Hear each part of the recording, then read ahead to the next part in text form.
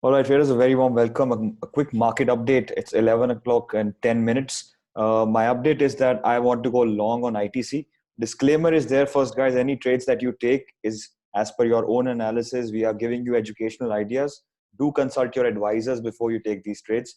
So I personally would like to go long on ITC above 171. It was discussed in TFA talks yesterday.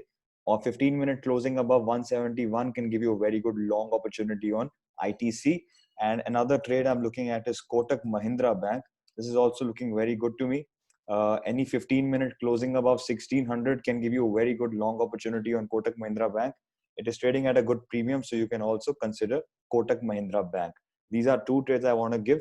Please consult your advisors. That's it for now. If anything is there, I'll come in the market. Please be aware that the elections, the counting is going on. Things will be extremely volatile. So if you are a risk seeker, then only take these trades. Otherwise, reduce your quantities and then take the trades, because currently it's a very close contest between Trump and Biden. So things are getting very volatile. Right, guys? See you next time.